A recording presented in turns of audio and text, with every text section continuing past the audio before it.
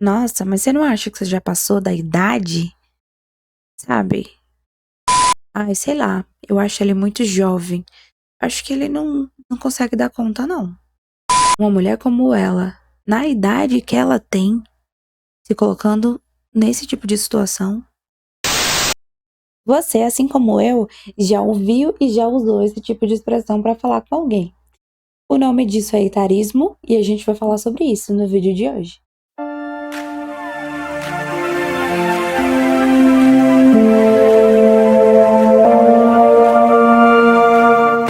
Então, para começar, vamos entender o que é etarismo, né? Etarismo nada mais é do que o preconceito com a idade das pessoas. Então, é a limitação que se dá por cada faixa etária. Quem pode fazer o que dentro da sua idade, né? Claro que essa limitação não se deve a nenhum fator fisiológico da pessoa, nenhum fator específico da saúde ou qualquer coisa do tipo. É simplesmente cultural. Tem-se o hábito de dizer que pessoas de certa idade podem ou não fazer certas coisas. O etarismo ele já vinha sendo estudado e discutido por antropólogos, sociólogos, estudiosos do envelhecimento, né, profissionais e estudiosos que enfatizavam nos seus estudos a questão de envelhecimento e logo, né, o entendimento social sobre a juventude, sobre a terceira idade, mas recentemente teve um boom, né, digamos assim, do assunto, porque uma situação viralizou na internet quando três meninas jovens, né, três jovens estudantes, fizeram bullying com uma de suas colegas de classe porque ela tinha seus 40 e tantos anos e estava na faculdade, né? No discurso que elas fizeram, isso não era aceitável. Sabe? Por que uma pessoa de 40 e poucos anos está fazendo na minha turma? Sei lá, eu tenho 20 e poucos, sabe? E isso é uma cultura dentro do etarismo, sabe? Essa ideia de que não, a faculdade é para jovens. Não é para você com 40, 50 anos estar na faculdade, pelo amor de Deus. Se você já chegou nessa idade e você não se formou, então vai ficar lá morrendo de trabalhar mesmo.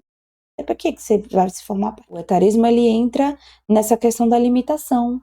Depois dos 40, ter filho depois dos 40? Não pode. Não existe isso. Você tem 40 e poucos anos, vai ter filho ainda? Sabe? Então, essa limitação que se dá para as pessoas com base na faixa etária delas, mesma coisa. Você tem 23 anos, você é gestor de uma equipe com 23 anos, você é muito jovem, não. De jovem você não vai dar conta disso. Então, é o preconceito pela idade, né? Por causa da idade da pessoa. É a incapacidade de começar uma nova carreira aos 50 e a incapacidade de gerenciar uma equipe bem, ser um bom líder aos 25. E aí, assim, tem muita coisa dentro do etarismo pra gente entender do que se trata o etarismo e que é uma coisa muito séria. A gente precisa começar a trabalhar na desconstrução da nossa ideia do que é envelhecer, para que a gente possa não só entender a importância das pessoas mais velhas e da capacidade que as pessoas mais novas podem ter, como parar para pensar nas pessoas como seres humanos, independentemente da sua idade. Isso é uma cultura, mais uma vez, de discriminação e que abre uma brecha enorme para os problemas sociais que a gente já tem, né? Abre uma brecha gigantesca para isso. E aí, dentro do assunto, né, do etarismo, a gente vai ter a Miriam Goldenberg, que é uma antropóloga estudiosa do envelhecimento e colunista, que ela vai chamar de velhofobia, porque apesar de o etarismo ele ser um fator limitante para todas as idades, para todas as faixas etárias, ele bate com uma força gigantesca quando o assunto é envelhecer. E a gente vai ter aí um outro estudioso, que é o Valmir Moratelli. No fim das contas, ele vai falar que tem muito a ver com o sistema que a gente vive, que é o capitalismo, e que ele requer sempre muita mão de obra. Depois da Revolução Industrial, as pessoas mais velhas elas vão tendo menos capacidade de produzir. O jovem tem mais capacidade de produzir e a gente entra, inclusive, com base nisso, a gente vai entrar na nossa famosa sociedade do cansaço, né? Que é de sobrecarregar as pessoas com as expectativas de que se você quiser, você consegue, e a pessoa se esforça mais e mais e mais para produzir. O etarismo, ele traz consequências para todas as faixas etárias, mas as pessoas mais velhas tendem a serem vistas como fardo, como por exemplo os idosos, por causa da nossa cultura capitalista de produção. A gente tem que ser útil sempre. E aí, a partir do momento em que entende-se que o nosso corpo ele começa a cansar, né, ele vai sendo deixado de lado, porque ele vai se tornando dispensável. E basicamente, essa é a ideia do etarismo. É você limitar cada vez mais as pessoas mais velhas. Então, no mercado de trabalho, é muito mais difícil. Mudar de carreira a quem é mais velho é muito complicado, sabe? A gente tem pessoas que sofrem muito. E aí, assim, eu vou voltar um pouquinho na história do bullying, né? Na faculdade.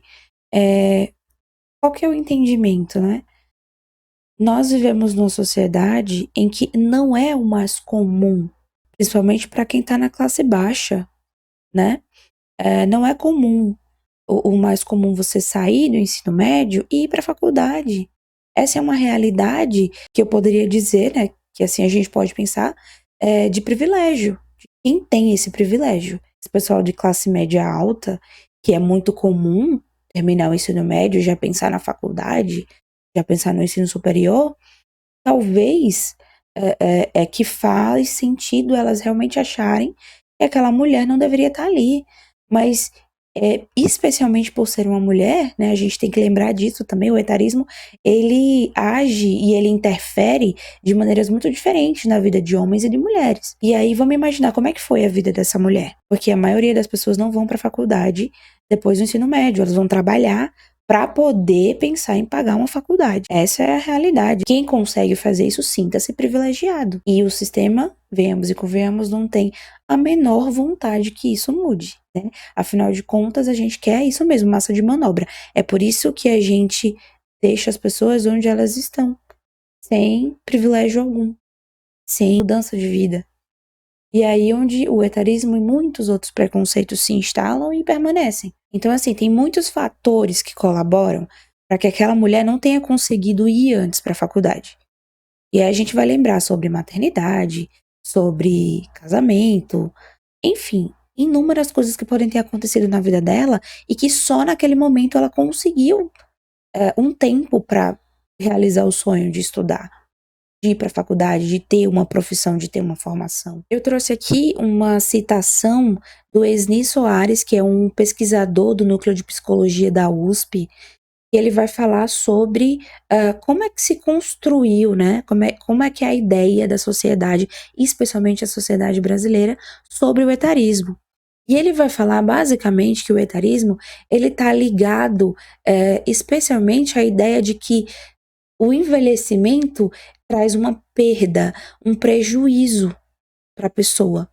E aí a gente adere a essa cultura e a esse pensamento e a gente acaba achando exatamente isso, né? E inclusive limitando os nossos idosos, né, de que não pode mais, isso não pode, você não tem mais idade para isso. Você não tem, o seu corpo não aguenta mais isso. E muitas vezes a pessoa ela não tem nenhuma limitação física para fazer aquilo, mas ela está sendo limitada porque as pessoas vão dizer que ela não pode fazer. Porque 60 anos, 65 anos namorando? Você vai namorar com 60 anos? Pelo amor de Deus. Sabe? E qual é o problema? O que que tem? Tá apaixonado com 70 anos, e daí? A pessoa tá em plena consciência, em pleno juízo. Então, assim, não faz sentido você limitar uma pessoa por causa disso. Mas a gente faz, porque a gente julga que o idoso não pode sentir isso, que o idoso não pode mais sentir as emoções, sabe? Sexo na terceira idade é um tabu até hoje, sabe? E fica naquela coisa, poxa, as pessoas ainda estão vivas, né?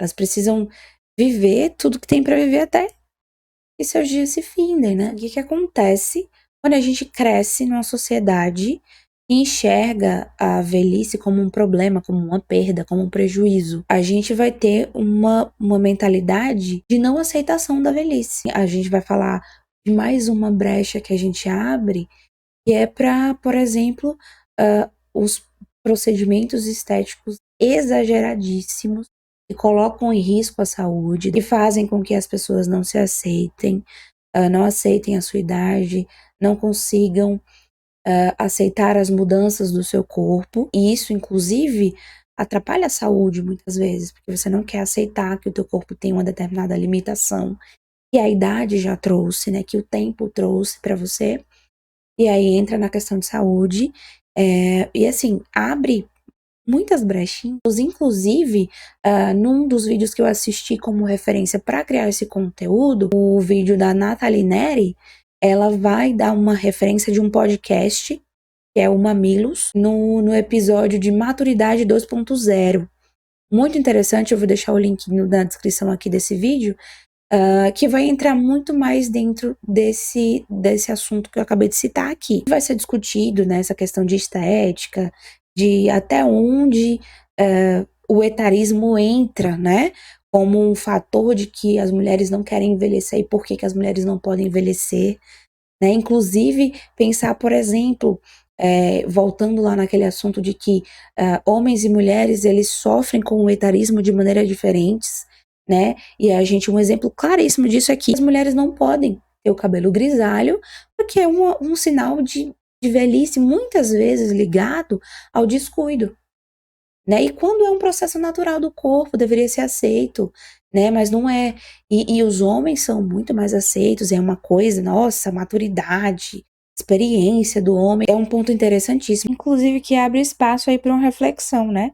Por que que homens grisalhos são tão charmosos, são tidos como referência de estabilidade por serem homens mais velhos, né, de maturidade, né? O cabelo grisalho representa tudo isso nos homens, né? Charme. E para as mulheres é tido como desleixo, como se você estivesse se deixando de lado porque você está assumindo uma coisa natural do seu corpo. A mulher, ela está condicionada a achar que ela só tem importância enquanto é jovem. Inclusive, é uma sociedade que realmente faz questão de reforçar o quanto acredita nisso, tendo em vista que cuidados, né, tratamentos para pessoas que menstruam quando chegam na menopausa, por exemplo, e sofrem com os sintomas, né, da menopausa e afetam muito suas vidas, questão de saúde e tudo mais, e tudo isso era muito deixado de lado, porque já se entendia que essa pessoa, né, ela não podia mais ser útil para a sociedade, porque ela não podia mais produzir mão de obra para a sociedade. Então, para que se importar, né? E hoje a gente tem muito tardiamente um cuidado com isso, né? Mas também é reflexo do etarismo, né? E assim, é uma discussão super interessante, vai muito longe.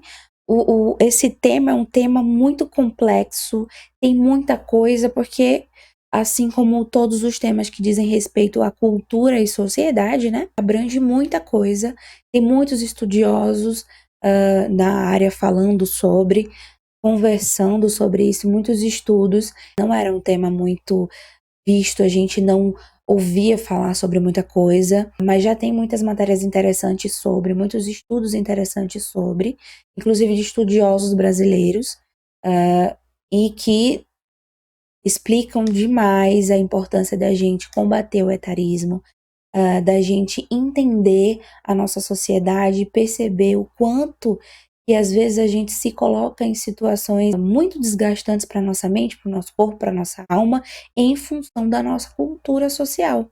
Então vale sempre muito a pena a gente debater temas como esse e trazer exemplos de como situações como essa, né, e hábitos como o etarismo podem ser prejudiciais para a nossa sociedade, né? Numa matéria, né, num artigo que eu vi, na verdade, do site eCycle, vou deixar também o link aqui, vai falar o seguinte: o etarismo pode impactar negativamente a saúde e o desempenho cognitivo e a qualidade de vida das pessoas. Ou seja, pessoas que crescem, né, vivendo numa sociedade em que a velhice ela não é compreendida como uma idade incrível, né, como um momento comum na vida das pessoas, e sim como um momento já de tá chegando ao fim, tá acabando, faz com que o próprio idoso, né, você cresce naquela cultura, quando você chega naquela determinada idade, você vai ter uma autoconfiança baixíssima, uma autoestima baixíssima.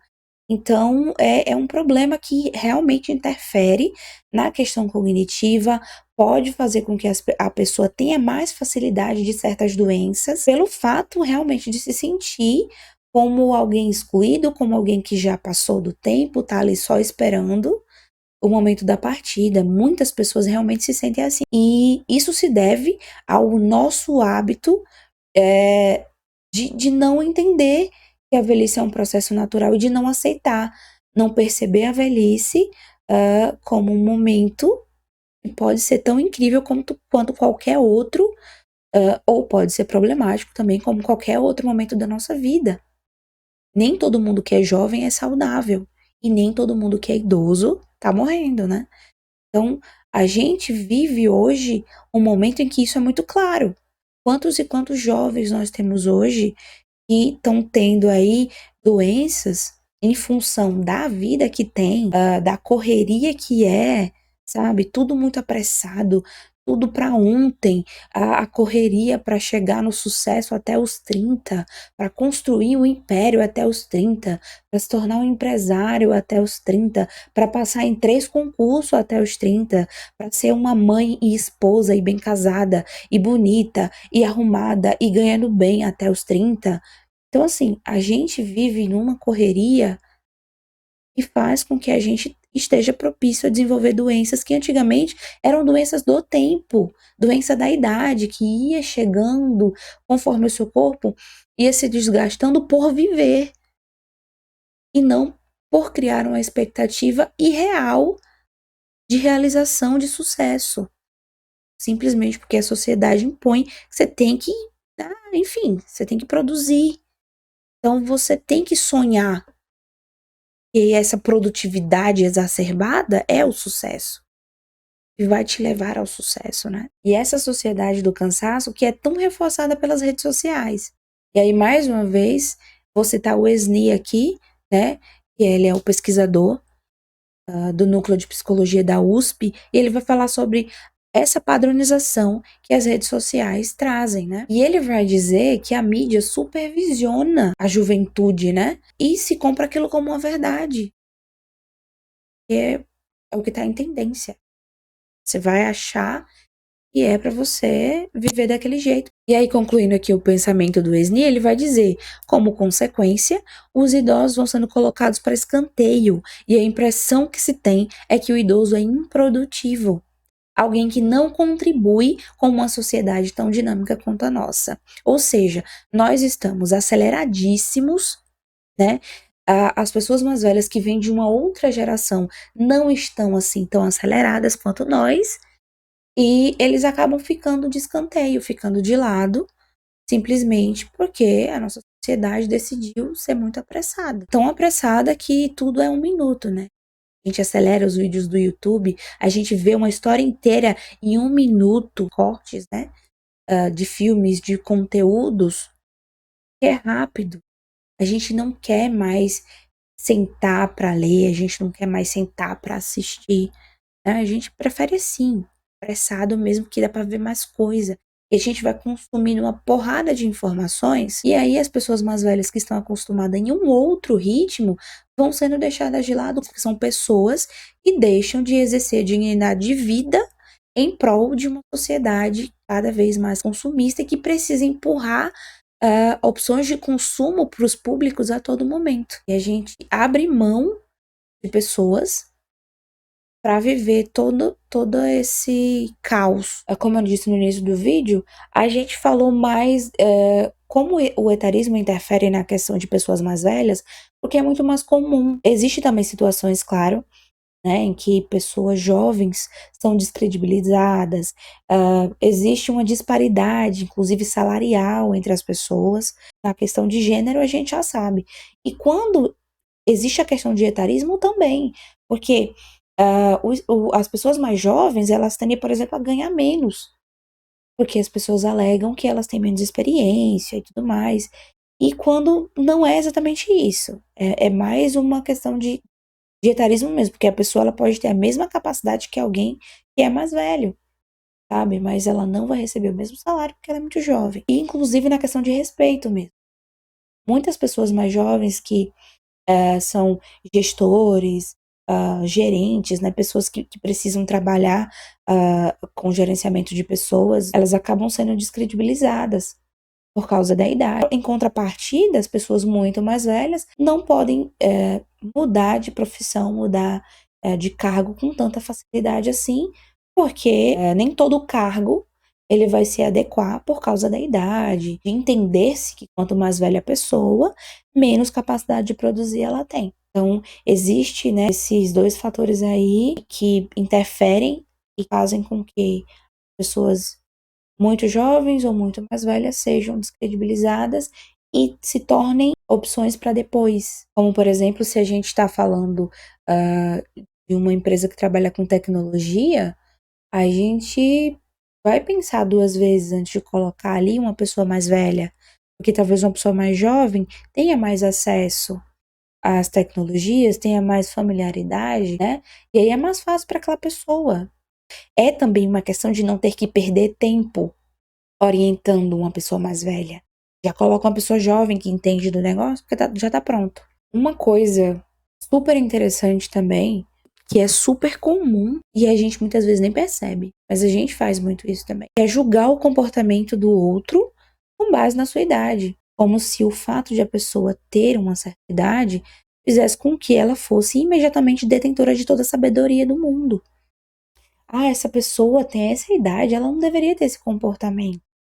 Entra também essa questão de, se você é uma mulher de tal idade, você tem que se vestir assim, seu cabelo tem que ser desse jeito, você não pode ter uma aparência X, você tem que funcionar dessa maneira, você tem que pensar assim, tem que agir assim. Porque parece que pessoas mais velhas não podem errar, não podem cometer erros, elas não podem se enganar, porque a idade já não permite você errar. Já tem idade demais para estar errando. Isso deveria ser realmente repensado, porque não é assim que a gente funciona, não é porque a gente ficou mais velho que a gente deixa de ser humano. E a gente depositar essa expectativa no outro só porque a pessoa é mais velha é característica do etarismo. Ou não depositar essa expectativa na pessoa porque ela é jovem. E aí, assim, a gente tem referências incríveis de pessoas que iniciaram carreiras de sucesso depois dos 40. Claro que quando a gente vai fazer citações, a gente vai fazer pessoas famosas, porque é de quem a gente tem conhecimento, mas obviamente que tem muita gente anônima por aí que tem um case de sucesso depois dos 40 e que tem um case de sucesso antes dos 30 também. Tem muito por aí. A gente tem, por exemplo, a Viola Davis, que é uma das atrizes mais em ascensão no momento. O boom da carreira da Viola foi depois dos 40 anos. Tá aí linda, cheia de saúde, atua, tá com força total nas premiações e tudo mais, tem uma influência gigantesca e uma representatividade incrível para as mulheres e meninas negras. A gente tem, por exemplo, o caso da Maria Braga, que também iniciou a carreira de sucesso depois dos 40 anos e tá aí até hoje, bem sucedida. Um exemplo que a gente tem. A gente teve mais recentemente também a Michelle Yeoh, né? Que ganhou o Oscar depois dos 60, sabe? E é a primeira mulher amarela a alcançar esse feito. Então, assim, é um marco incrível, porque ela quebrou muitos padrões. O padrão de beleza de atrizes que ganharam o Oscar, o padrão de raça e o padrão de idade de atrizes que ganharam o primeiro Oscar. Então, assim, a gente tem aí coisas incríveis acontecendo para que a gente perceba que as pessoas não são limitadas pela idade. E aí eu finalizo aqui com um dos comentários que eu vi quando a Cláudia Raia estava falando sobre a gravidez dela, né? Inclusive, para quem não sabe, a Cláudia Raia foi mãe aos 56 anos. É um outro marco, né? E dividiu opiniões na internet. E aí tinha um comentário lá na publicação que ela fez que dizia o seguinte: o nosso corpo envelhece e ele tem limitações. Esse comentário, originalmente, ele era contra o que a Cláudia estava falando. E a pessoa fez um comentário, na verdade, negativo, mas que trouxe um pouco de reflexão para mim. Porque sim, o nosso corpo ele vai envelhecer e isso significa que a gente vai ter certas limitações. A reflexão é que a gente não pode limitar as pessoas porque nós vivemos numa sociedade que limita as pessoas pela idade. Deixe para as pessoas serem limitadas pelo seu tempo. Se houver no seu corpo uma limitação, se a sua idade lhe trouxer uma limitação, que a gente ensine a sociedade a envelhecer e a aceitar as limitações que o tempo vai lhe trazer. Mas que o tempo faça isso, que a velhice faça isso, e não que a gente faça. Não que a gente impossibilite essa pessoa de viver com dignidade, independentemente da idade que ela tenha. Se o corpo vai envelhecer, que a gente seja ensinado a deixar esse corpo envelhecer da melhor maneira possível. Saudável, feliz, com dignidade, vivendo, existindo. E se adequar às limitações que a idade vai trazer. É com essa reflexão que eu finalizo esse vídeo. Ele dá muito mais conteúdo. Se vocês quiserem mais conteúdo como esse, curtam o vídeo e comentem aqui. Um beijo e até a próxima.